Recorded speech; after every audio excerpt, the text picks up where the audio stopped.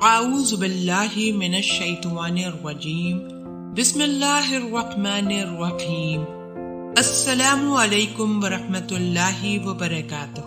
ناظرین، اکثر یہ سوال آتا ہے کہ عورتیں شادی کے بعد موٹی کیوں ہو جاتی ہیں، خاص طور پر جسم کا ایک خاص حصہ یعنی کولہے موٹے کیوں ہو جاتے ہیں۔ پہلی بات تو یہ سمجھ لیجئے کہ اللہ پاک نے نکاح کو تحفتاً اپنے بندے کو دیا۔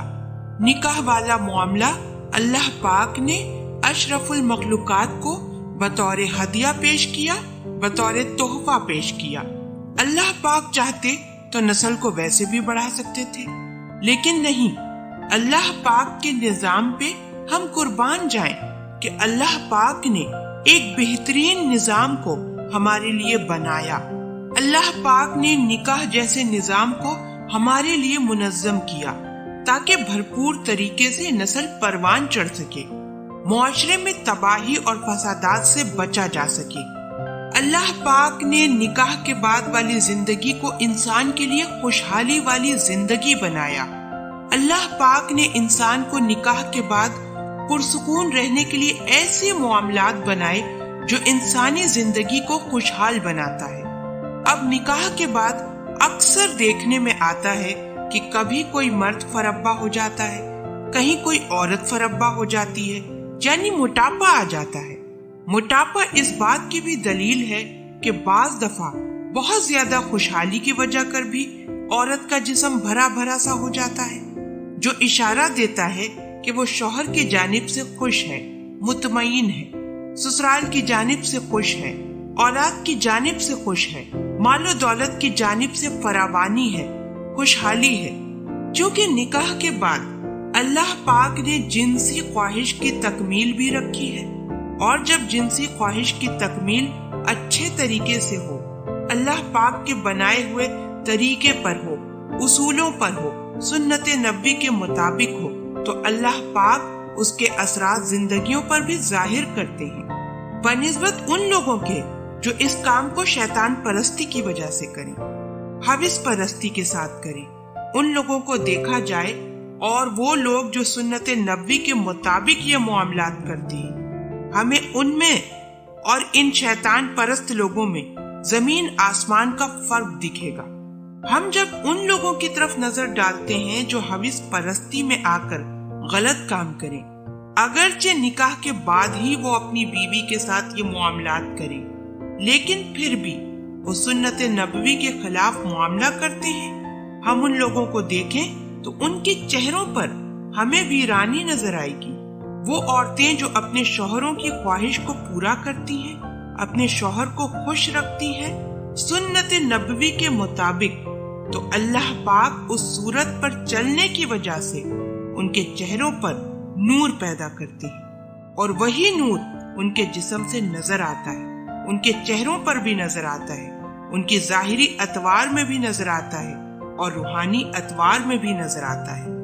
کبھی عورتیں ہمیں موٹی نظر آتی ہیں اور کبھی وہی عورتیں ہمیں خوشحال نظر آتی ہیں، کیونکہ نکاح کے بعد جسمانی تکمیل کے لیے، جنسی تکمیل کے لیے، جنسی خواہشات کی وجہ کر یا جنسی خواہشات کی تکمیل کرتے ہوئے جب ایک میاں بیوی آپس میں ملتے ہیں تو ان دونوں کے ہارمونز آپس میں ٹکراتے ہیں، اور اس طرح عورت اور مرد دونوں میں ایک نئے خون کی پیدائش وجود میں آتی ہے۔ جب پرانا گندا خون نکلتا ہے اور نیا خون بنتا ہے تو دونوں کے چہروں پر وہ خون کی سرخی نظر آتی ہے۔ اللہ پاک نے نکاح کو ایسے ہی بابرکت نہیں بنایا۔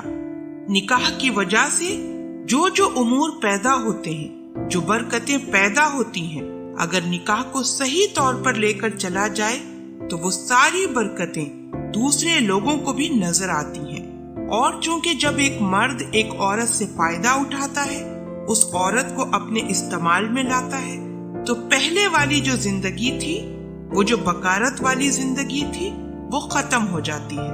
اب جب کہ شادی شدہ زندگی میں وہ ایک مرد کی خواہش کو تکمیل تک پہنچاتی ہے تو اللہ پاک اس کے نتیجے میں اس کو برکتوں سے نوازتے ہیں، اور ایسے میں لوگ کہتے ہیں کہ یہ عورت تو موٹی ہو گئی، اور آج کے دور میں لوگوں کی سوچ ہی غلط ہے، غلط سوچتے ہیں اور کہتے ہیں کہ یہ لوگ غلط کام کر رہے ہیں۔ پیچھے کی جانب سے دخول کے نتیجے میں عورت کے کولہے موٹے ہو گئے۔